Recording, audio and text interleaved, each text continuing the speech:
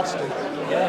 So I'm doing the road in the branch now. All right. I'm doing the road. Wait, that's just a for like audience participation. So I You know? just turn it on like that. So that's on now. Yeah. So that's on now, and that goes directly into this camera. I've got that camera, which is using this one up here. Right. Lovely. So basically that's it.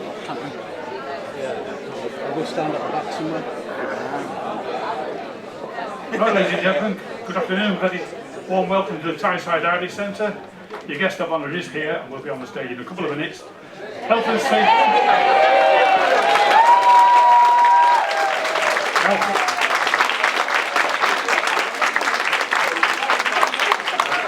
For my next trick, right, just to let you know the important things, other than what Mr. Corbyn has to say. Fire exit that side, fire exit where you came in. Toilets on that side, basically. Any problems, I'll be over there at the bar. There are about 5 committee members from the club here. So if you need anything, just keep an eye open for us and we'll help you out. Have a very enjoyable afternoon. Thank you.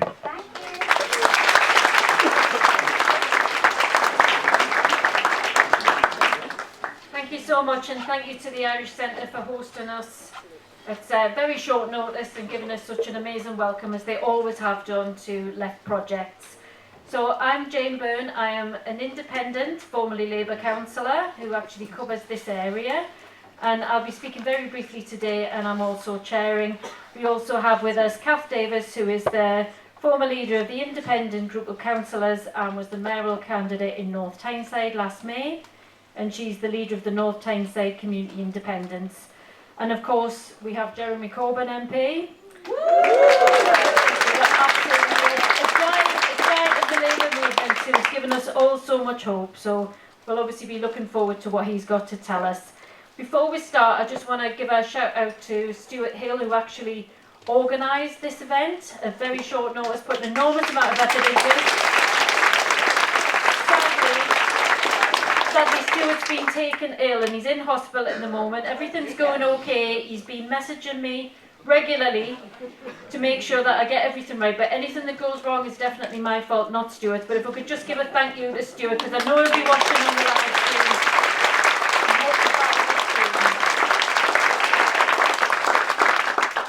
So the format for today, this is a rally rather than an assembly, so we're going to have the speakers and then there will be plenty of time for questions and answers.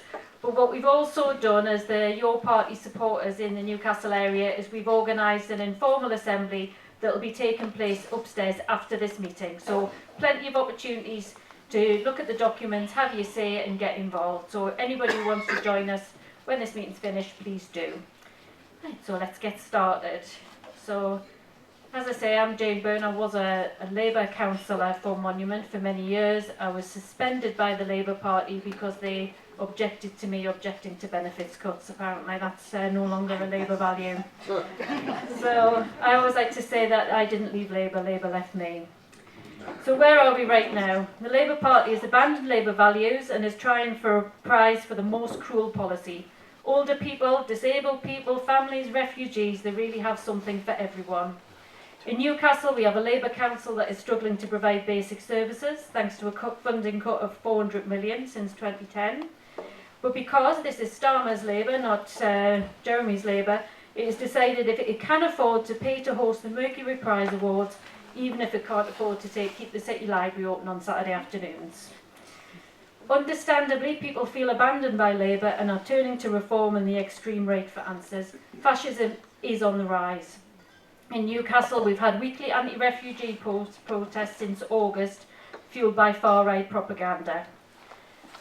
And I haven't even started on the climate emergency, genocide, what's happening all over the world. When you think about all of these things, it is so easy to despair, to give up and think, why are we bothering? But, and there's always a but if you're on the left, the counter-protesters in Newcastle always outnumber the racists. Every single week since August,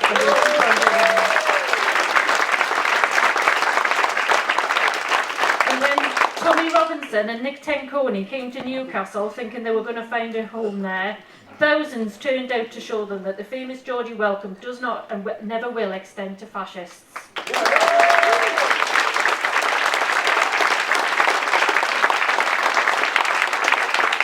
Labour might have abandoned the values that it was founded on. People haven't lost their hope in those values.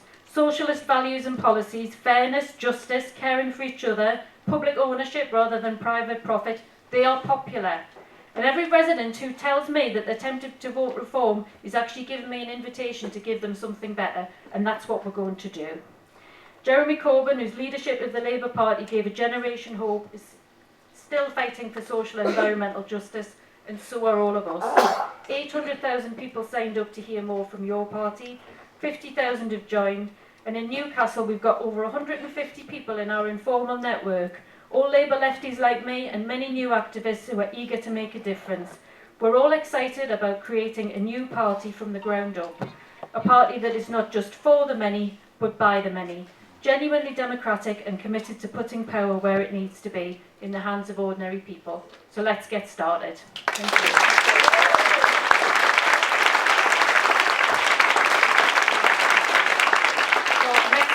Is Kath Davis. Thank you, Jane. It's fantastic to see so many people here. Just really, the amount of faith there is to try and make this work for your party is amazing, and we really need to garner that support. I used to be a councillor for North Tyneside. And I was driven out really. A lot of what Jane has said really reverberates with me. All the things that's happened, the bullying and because he wanted to challenge. I'm now a low-paid worker, I'm a carer. I've been voted on the NEC for Unison and supporting Andrea Egan, hopefully to be the next General Secretary. I always believed in fairness and justice, and I used to believe that was what the Labour Party was too. 11 years as a Labour councillor and 1 year as an independent taught me something quite different. Being in Labour was okay as long as you toed the line and didn't speak out. In opposition, we called out the Tories for their callousness towards the most vulnerable in our society and the austerity they thrust upon us to pay for corporate greed, only to do the same when in power. You were a breath of fresh air, Jeremy, in 2015. At last, a voice who spoke for the many. Instead of the Labour leadership being energised, they were like a rabbit caught in the headlights. It was then that my eyes were opened. My support for you meant I was targeted. I was accused of being anti-Semitic and bullied. Eventually, I left in 2022. It was the best thing I did. I felt I could truly represent the residents who had elected me. We formed a little group of 4 independent councillors and challenged the status quo. I lost my seat eventually, but I know there's an appetite out there for change and for people to be heard. Too many of us are bumping along the bottom, living wage to wage, benefit to benefit. My daughter in London has sat crying in front of me because she's struggling financially, even though she's on an above average wage. The rent is £2,500 a month and for a 2-bedroom flat, and she has a £45,000 student debt, and then it's all the bills. Her job is vulnerable. She works in the climate change sector, and that has dropped off the agenda and been replaced by the war machine. My other daughter has to borrow money each month from me, as her wage won't stretch to cover her bills, rent and food till the end of the month. She's working full-time for the council. My eldest has just recently stopped forking out over £2,000 a month for my grandchildren to attend childcare. This was not the same for me. My generation could get secure employment, rent somewhere for a decent price, and get a council house or buy a house if you wanted to. We paid our utility bills to publicly owned corporations. We didn't have to search the internet for the best deals, which are never the best deals. What changed? Capitalism took the front seat. We had decades of governments who are slaves to it. Now we have a thriving billionaire class whose wealth is growing by 35 million per day. The rest of us can't afford basics like food or energy. I'm a carer and a low-paid worker. I've seen firsthand what carers have to put up with. Long hours, poor pay and working conditions. I've seen how my fellow migrant workers are treated. Sometimes receiving less pay than their fellow workers and afraid to speak out for fear of losing their jobs. They risk being deported if they can't find another sponsor. Sponsors who they've paid thousands to, and for some there's no job, just deportation and a huge debt. This is why we need to fight back. If we don't, these billionaires and corporations will only come for more to feed their insatiable appetite. Most of them make money from the suffering of others, whether it be buying up all the housing, taking over the public services, or profiteering from the weapons industry whilst watching a genocide in real time. I want to see your party as a force against this, taking up the class struggle. All together, whether you be black, white, brown, gay, straight, trans, migrant, native, disabled, non-disabled. This is what I want, this is what it's about. We are stronger together. The establishment knows how to divide us, but they don't know how to deal with us when we are united. Your party needs to be grassroots, as Westminster is stuffed full of careerists who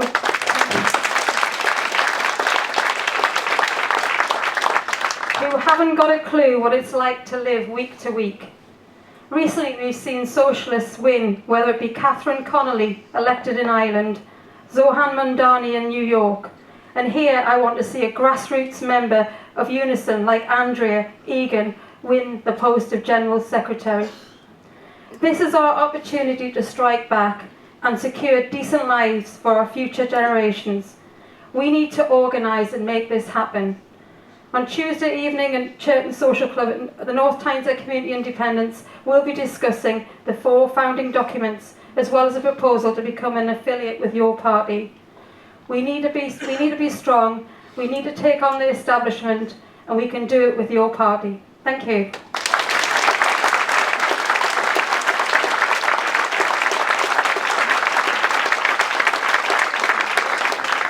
Thank you very much, Kath. Very heartfelt and very inspiring. Just a couple of announcements from me, because we've got multiple things going round. First off, if you can obviously broadcast that we're live streaming this, so if you can share that on your devices, that would be brilliant. You have cards that you can fill in to give us your details, and those are the white cards, so please fill them in to give us your details. Of the grey cards or what you can use to get onto your party's social media. We've got limited numbers of those, so please do the socialist thing, use it and pass it on and share. Thank you. So we are expecting another couple of speakers, but they're not here as yet, so let's move to what I'm sure neither Kath or I would mind being described as very much the main event, Jeremy Corbyn. Thank you.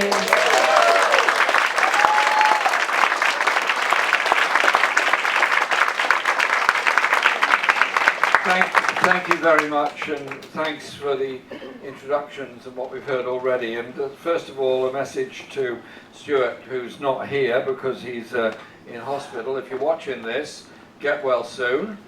Everybody, come on, have a cheer for him. The louder the cheer, the quicker you'll be out of hospital. But when you're there, give solidarity to the BMA. I know you will. I just had a chat with him on the phone before we started the meeting, and he's going to be fine. The whole point of these meetings, and we're doing a lot of them, is to bring people together. To develop and form our new party, but to bring people together to understand each other and in unity with each other. Because many of you in this room would have known each other for years. You might have been active in the Labour Party or other organisations, trade union branches, tenants groups, or whatever. But there's also people coming into your party events all over the country who've never done anything political in their lives before. And to them, it's an absolute first off they've ever done anything. And so we need to make sure that as we develop as an entity, as an organisation, that we're welcoming to all who come into the party. We understand people are coming in from different journeys. Those journeys can teach us all something. So let's make sure that we have a whole approach which isn't one of condemning somebody before you see them. Welcome them all, listen to what they have to say and talk through so we can reach agreement and we can become the effective solidarity and campaigning force in every community. So we welcome people, whatever their faith, whether they're Christian, Jewish, Hindu, Muslim or anything else, or no religion at all. We welcome people from every community and every background, because that is what life and the world is about. And I want our party to be, in a sense, a microcosm of what community is about. That gives us agency, it gives us power, and it gives us a voice. And I know that that is actually how it's going to work and how it's going to be. The assemblies we're doing are all over the country. And I know that there was assembly due this afternoon here, and it's going to be taking place immediately after this event is finished. What, in the room upstairs, isn't it? In the room upstairs. And there's also one you were announcing later on. And so these assemblies are being held all over the country. I did 3 yesterday afternoon in Glasgow. I've done them in the Midlands and right in the southwest in Cornwall, and in London, many other places. And they bring together an enormous number of people who go through the suggested documents, and they are suggested documents. They're not the last word by any manner of means, and discuss how they want them to change, how they want to develop, and how they want the organisation to be both nationally effective, locally loud and noisy and effective, but also fully inclusive and aware of how people operate and do things. So that means we've got quite a few complicated issues to cross there. Nothing can be not achieved, provided we all work together to make sure that we do achieve it. So when you're attending any of these assemblies, please make sure that you do bring in as many people as you can to them. The conference will be held in Liverpool. Hi, how you doing? The conference will be held in Liverpool on the 29th and 30th. We've already got 4,000 people registered to come, and it may go even beyond that. And the issue of delegate structure or any other structure is being very hotly debated everywhere. Now, somebody suggested to me that since it's a completely new organisation and we don't yet have a branch structure, so we don't have a constitution in which we can say X is elected to represent Newcastle or Durham or Lancaster or whatever, we would then go through a process known as sortition, which means that we write to every one of the people that have signed up for the party, if they wish to put their name forward to come to the conference, and then a number of those will be selected, and if they don't want to take up the place, it goes to somebody else, and then we do another round and another round until we filled up all those places. There will also be visitor possibilities there as well. But the voting will be done individually by every member online on all the issues, constitution, and everything else for the future. Now, the reason we've done that is because it means that it's genuinely randomly representative of the entirety of the membership, and it means that it will be harder for anyone to go in and say, well, there's 6 of us, we're going to make sure we control this branch and we're going to make sure one of our delegates gets through. It makes it more open and more general. Future, we could change it. That's up to the conference, that's up to future conferences to decide whether to change it or not. Or we could have a combination of both sortition and direct election. There's a lot of ways we can do it. But let's not be hidebound and stuck by existing structures in the Labour Party, trade unions or anywhere else. Let's be open and imaginative about it.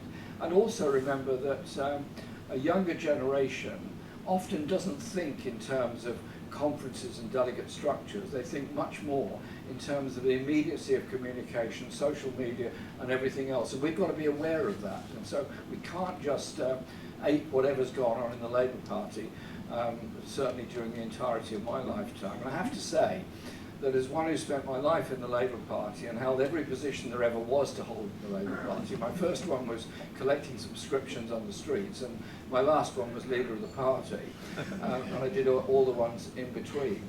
Until I became a leader of the party, I did not believe how powerful and self-preserving and instinctively self-preserving the Labour Party bureaucracy was, who were more interested in their own performance, their own survival, than they were in turning things into a radical party that could actually transform our society. And so that's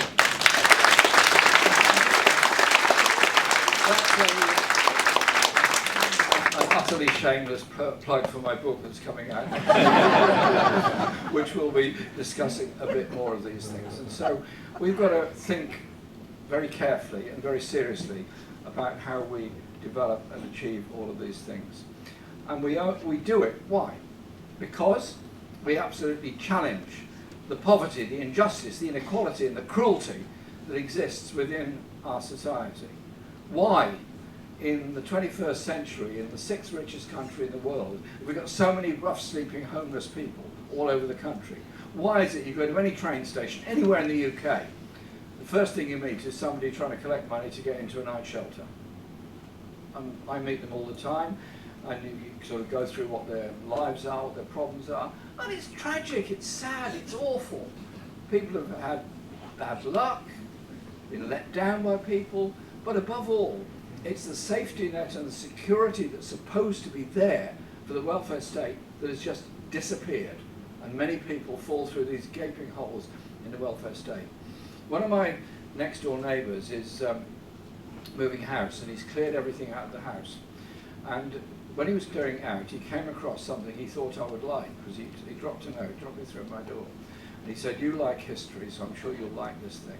What he had got was in perfect condition a 1948 government leaflet about national insurance and the National Health Service that was sent to every single house in the whole of the country, saying from now on you've got social security, from now on you're guaranteed against poverty and unemployment, from now on you've got total free health care for every single condition you face. Something that was revolutionary for the whole community. I know there's been massive holes chopped in the NHS, and I'll come back to that in a minute.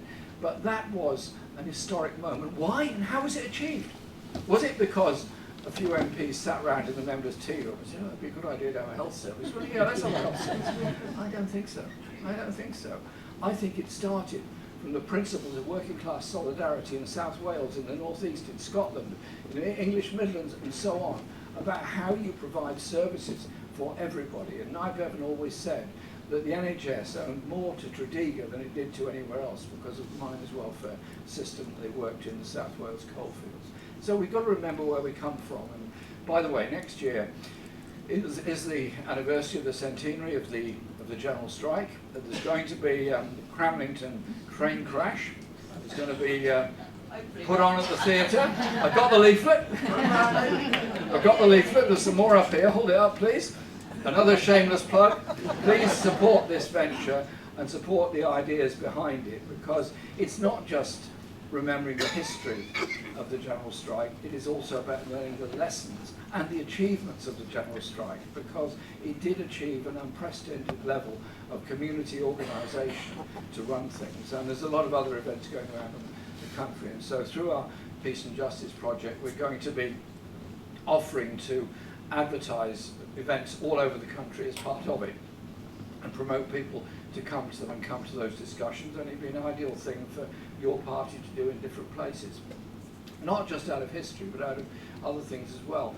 And while we're on with it, the role of a political organisation, yes, it's about campaigning, obviously, yes, it's about fighting elections, but it's also about empowering people. Our children go through school too often disempowered by the way that history is taught to them. They're taught that the great and the good and the powerful, they're the ones who achieve things, never them. Actually, it's totally the other way around. What we need is our children to be brought up understanding their own local history in their own community, and also understanding global history, that not every single piece of scientific and literature and engineering knowledge came from this country or from Europe. It came from every other continent on the planet. And once you get the idea that we all contribute to something, that takes away a lot of ideas of racial superiority that go with so many of those things. And so the conference takes place at the end of November. It will all be obviously live streamed, and we'll be voting online and so on from it. And from then on, We then establish branches and branch structures. My request to every branch is that they guarantee that they will have at least one open event each month. Local forums in which you bring in all the other organisations, you bring in all the other independent groups and so on. Maybe you're going to work closely together, maybe you're going to be supportive of each other, maybe you're going to do joint campaigning, maybe you're going to listen to each other. But there's lots of opportunities there. We're not there to be a sectarian or divisive force, quite the opposite. We're there to contribute and bring what I hope are socialist values to it all. And the fact the draft founding statement is the card that's been given out. Lara, my wife, who's done an enormous amount of work on this. Thank you, Lara, for everything you've done for your party and the international work and the Peace and Justice Project. This is obviously open for amendment and debate. I have to say, personally, I didn't write it, so you can blame me if you like, but you know, that doesn't matter. The point is, it's all open there for discussion, change, and amendment. I think that's important to do. Then, after the conference, the branches are developed. We then have campaigns to mount in many things, and we also have then local elections next year all over England, and we also have elections for the Scottish Parliament and the Senate in Wales, and that's one of the reasons I was doing all these discussions in Glasgow yesterday. But we have huge campaigns to mount. The purpose of your party is not just to fight and campaign and win elections. That is part of it. But to me, winning an election and getting somebody into office to try and represent the change we want and need is the culmination of a lot of other things and a lot of other campaigning. And that's why we need to look now at the issues we face. In, 10 days' time, the budget's going to be produced in Parliament by Rachel Reeves. And she has quite deliberately boxed herself into a series of corners, what she can and can't do. And it's basically a long list of things that she says she can't do, that she's therefore not going to do, because she's already told herself she can't do them. And she's accepted all these Treasury diktats about levels of borrowing and about interest levels and so much else. How about, just imagine we were having a discussion this afternoon about what a progressive government's budget would be. What would we be doing? Would we be saying, hang on, the markets won't like that. Oh, the Bank of England have sent a note, they're not very keen on that. Oh wow, the bond markets in Frankfurt don't like this. Or would we look at it the other way around and say, what is the function of government? What is the function of social services? What is the function of education, of health, and all the rest? And would we instead say, the fundamental point of a government ought to be to look at the levels of poverty and inequality within our society? Why are we a country with now 130 billionaires? And the number of billionaires has significantly grown over the past few years. And we're now entering the 16th year of austerity in this country. During that time, working class income levels and living standards have gone down by about 20%. Hundreds of swimming pools have been closed and sold off. Hundreds of libraries have been closed and sold off. Parks have been underfunded, sometimes bits of them sold off as well. And we have a planning system that is dominated by the interests of developers, not the interests of building housing for people that desperately need it. And we have a housing programme in the country that is simply not dealing with the housing crisis, it's actually making it worse. The point you were making about the rent level that your daughter pays, that is sadly a normal level of rent in my constituency, over £2,000 a month for a private sector two-bedroom flat. I supported the recent renters bill that went through Parliament. Yeah, because it ended no-fault eviction, which sadly won't actually be ended until next summer, but it had the principle of ending it, which was good, and it had the principle of longer tenancies, that's good, and therefore greater security, that's good. But it didn't include anything about rent regulation. So I challenged the Minister on this during the report stage debate on the bill. I said, well, the whole thing that's missing from this bill is the principle of rent regulation.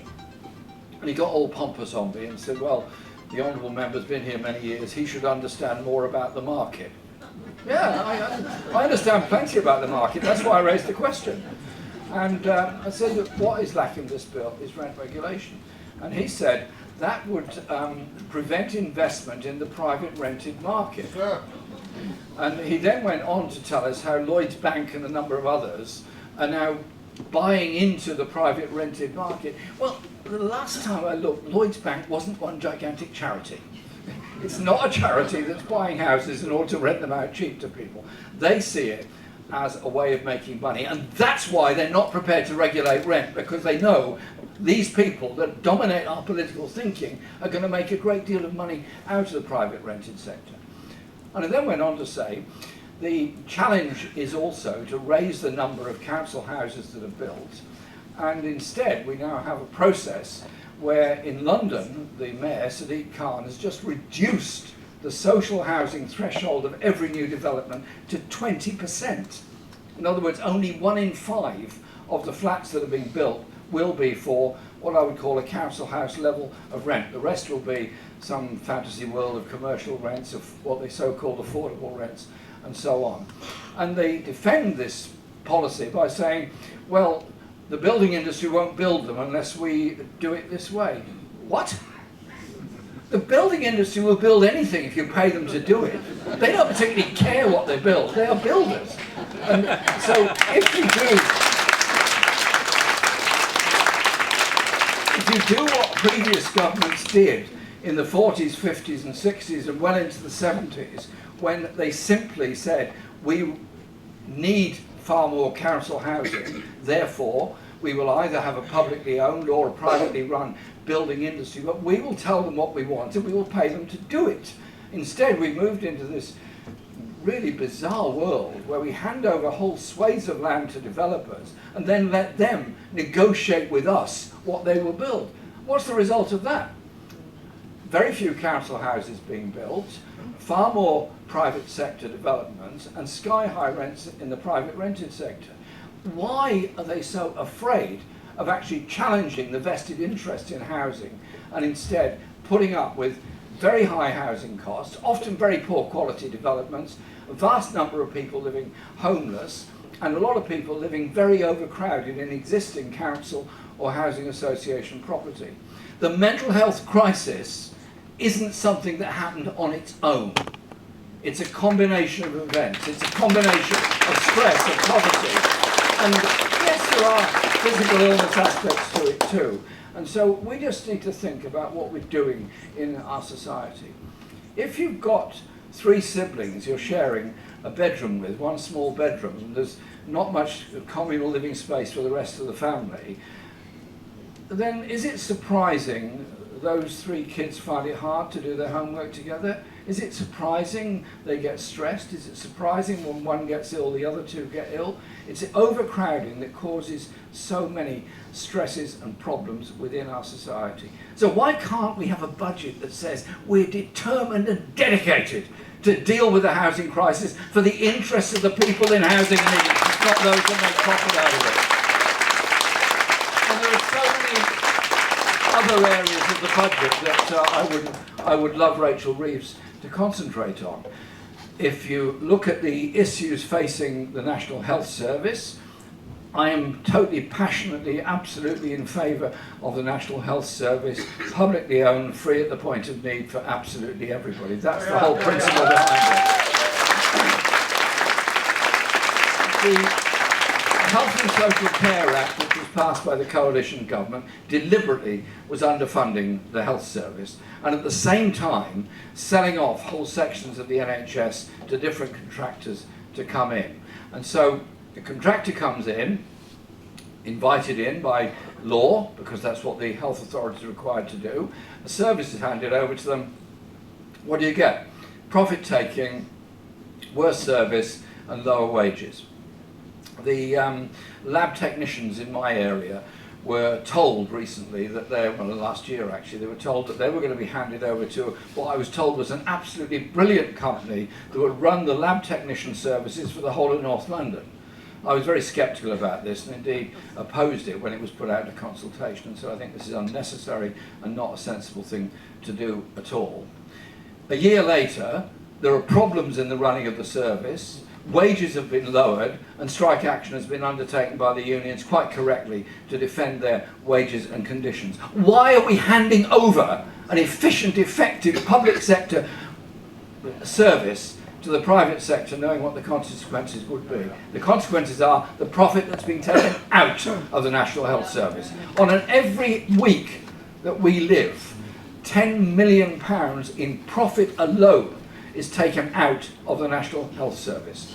And on average, for every hospital across the whole of the UK, about 15% of its expenditure goes on private finance initiative debt payments that were incurred 20 years ago by those hospitals, and they will never go away. It's like a scab that will never leave your arm.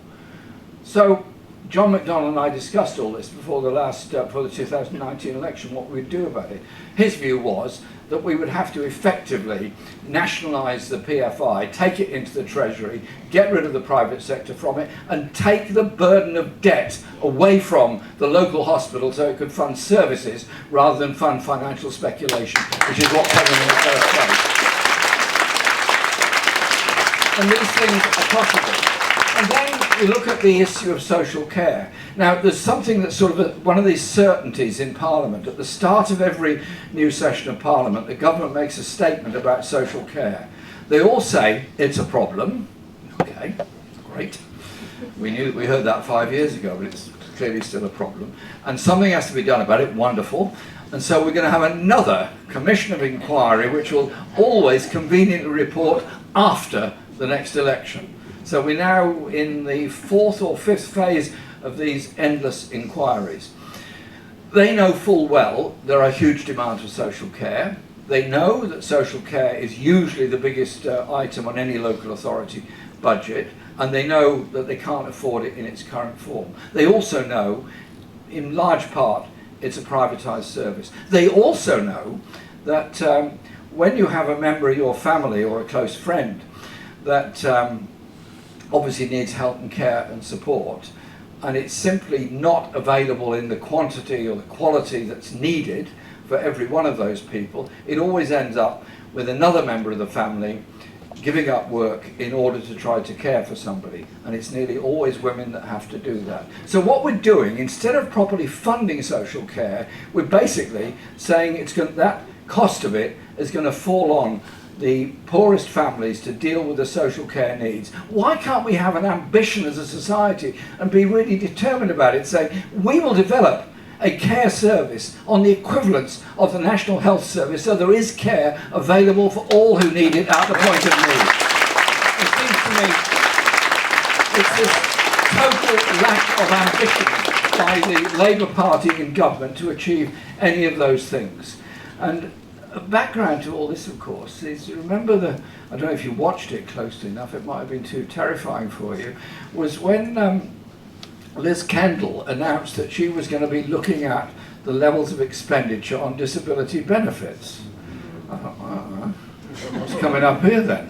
And she made this statement to say that her department had to make its contribution to the national needs to increase defence spending. I thought, what? Hang on a minute, what's coming on here? And what she was proposing was actually to take £5 billion out of DWP payments, largely from those with disabilities, to spend less money. And saying that there are many people in receipt of personal independence payments who don't need them. How does she know? And that the PIP system had to be looked at and reformed, and that they were going to take people out of it by changing the formula. I called a forum meeting in my constituency. We have a forum every month, and invited anyone in receipt of PIP to come along, and invited the local disability organisations to come along, and they did. And they just went through what would happen to them if they lost PIP payments. Who's going to help them go to the bathroom? Who's going to help them wash? Who's going to help them dress? Who's going to help them cook a simple meal? How safe will they be on their own at home? I think you're all very familiar with these stories. And yes, after a lot of pressure, the government did back off and say they'd instead take it away from the next generation. And they then said, well, they're a bit worried about that, so because politically worried about that, so they're going to have a review of it. There's a review going on, undertaken by Stephen Timms, one of the ministers, and civil servants.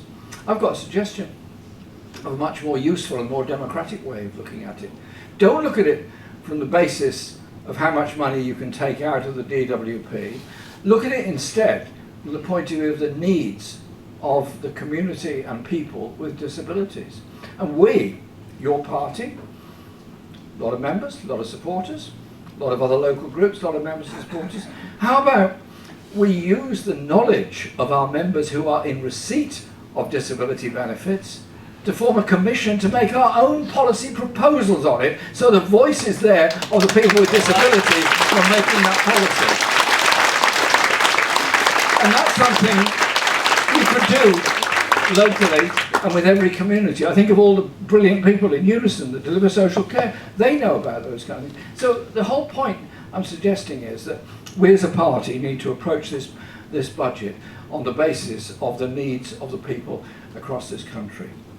And the levels of unemployment, which are now rising to 5%, but crucially, it's youth unemployment that's now rising very, very fast, particularly in the northeast and Scotland, rising very fast, and we're looking almost at sort of Thatcherite levels of youth dislocation from society, because they've been through college, some have been through university, some have been through various training courses, and there's no job available or no permanent job available at the end of it. And so if we're to not shortchange the next generation, it is the requirement of government to invest in job development, invest in service development, invest in green technology and efficient transport networks, which will provide more employment, provide a better society for the rest of us, and end so much of the horror of dislocation that exists within our society. So again, it's up to us to be making those demands, and that is absolutely what we have to be doing. And that's the job for us to do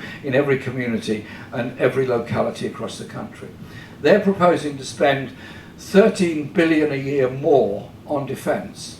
They're refusing to bring in a wealth tax or a new top level of income tax, or even to take index link the tax payment threshold to eliminate the inflation element that goes into it. They're not prepared to do any of those things. So my fear is this budget will end up with effectively a tax rise for the lowest earners and middle income people, end up doing absolutely nothing to deal with the grotesque levels of inequality, or increase the capital gains tax, the corporation tax, or bring in a wealth tax.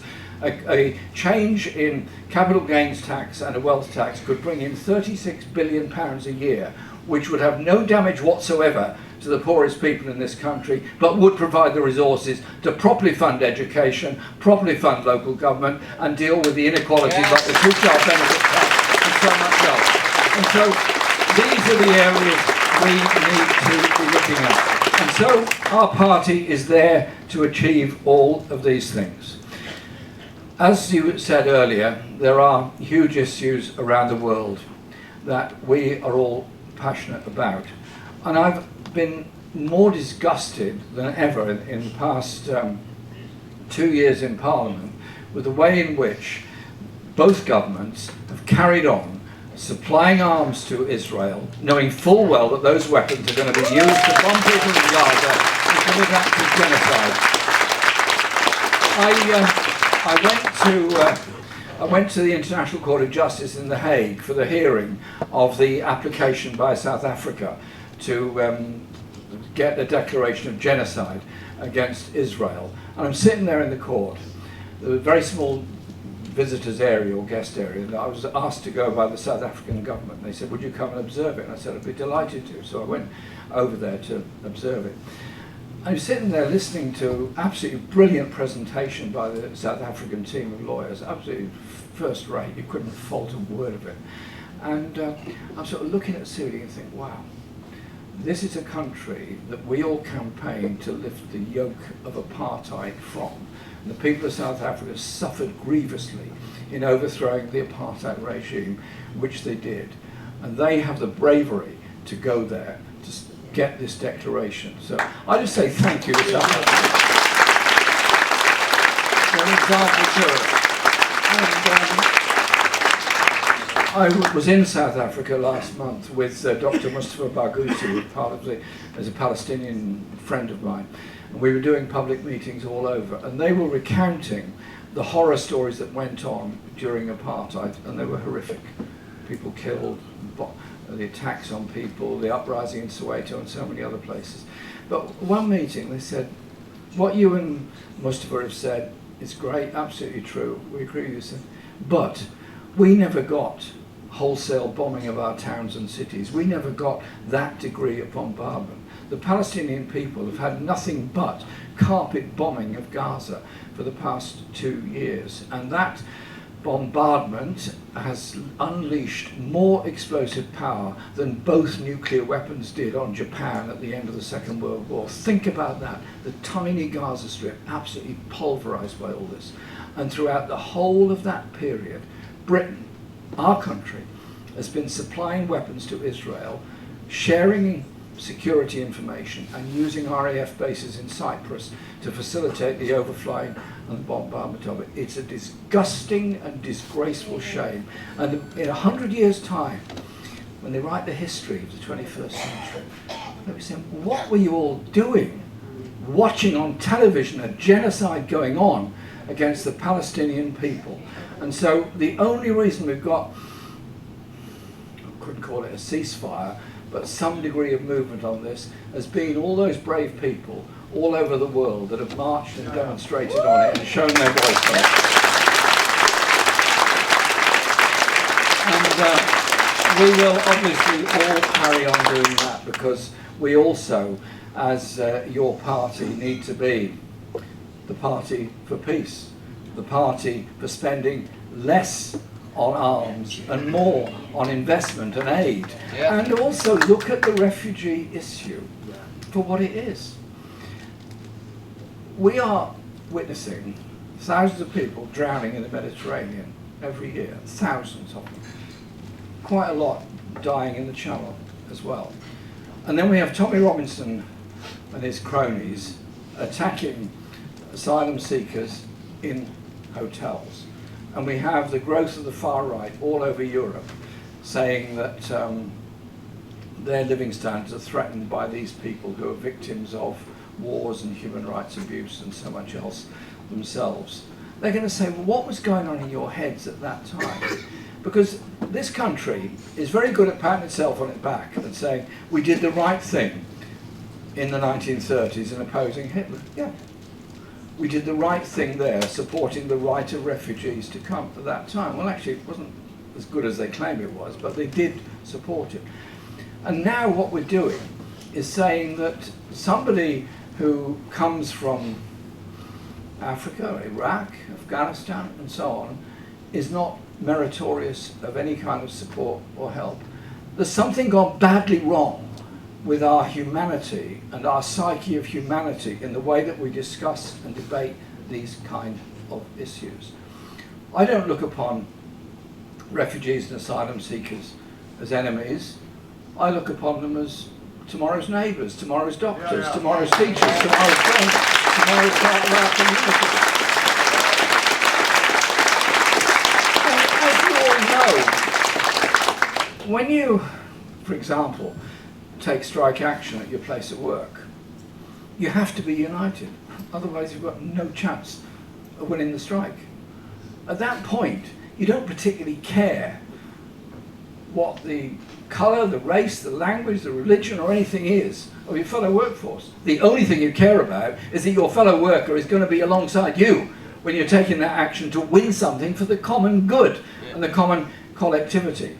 So our party, your party, everybody's party, is going to be there to mobilise and work in communities, to bring people together. When you defend a hospital against closure, you want everybody to join in. You don't want certain people to join in. Not him, not her. Yeah, you can come, but not you. No, that would be an absurd way of doing anything. So you've got to bring people together. And that's what we are about, and that's what we're determined to do. Our party, with its socialist base, with its community spirit, with its determination to work everything through, to have a successful conference and be growing into something very big in the future. We are the real alternative to the bankruptcy, the barrenness, the hatred and the misery, which is all that Reform, Tommy Robinson and Nigel Farage offer. They're not enemies, they're frenemies, those two. It's all an appearance thing, you know. Farage doesn't like Robinson because he thinks he's a bit crude. Tommy Robinson doesn't like Farage, he thinks he's a bit of a toff. Well, Tommy Robinson's the one driving the Bentley, and I don't know what car Farage drives, I've never seen him in one. These are people that are well funded by some people who want to divide our communities and divide working classes around the country. Our alternative is to unite people, to improve living standards, raise the hopes, raise the determination, challenge the climate crisis, and try and be a voice and an influence for peace around the world rather than war. Investing in people, not in weapons of war. There's so much we can achieve and do together. And I'm absolutely determined to make sure that your party gets through whatever debating points we're on at the moment. Social media is not always a good place to spend too much time, by the way. And we get our conference going well, and we get the local campaigns going very well, and we're all going to be there, supporting each other, bringing about social justice, bringing about change. That's what your party is for. Thank you very much.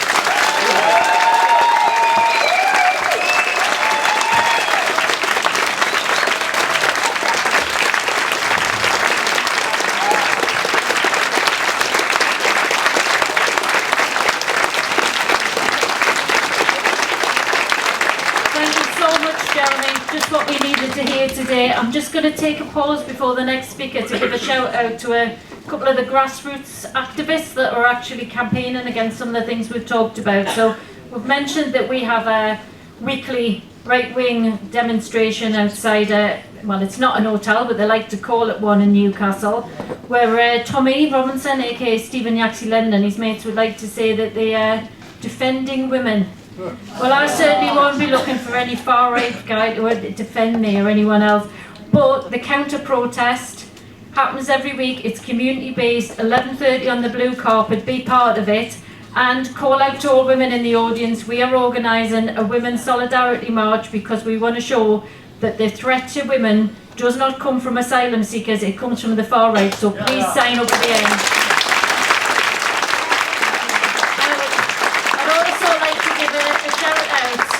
People against Raphael. So we have the very unfortunate situation of having a factory in Newcastle that is owned by the Israeli government.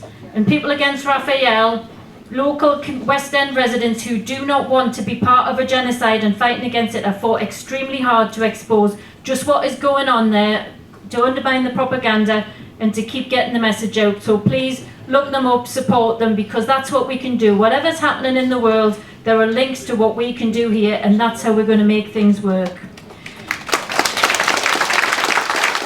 Now, obviously, we're here to talk about your party today, and political parties are extremely important, but one of the things I find most frustrating, and it's a deliberate part on the part of the ruling classes, it has to be said, is it's not about just a party, it's not about who gets elected or who's the mayor or who's an MP.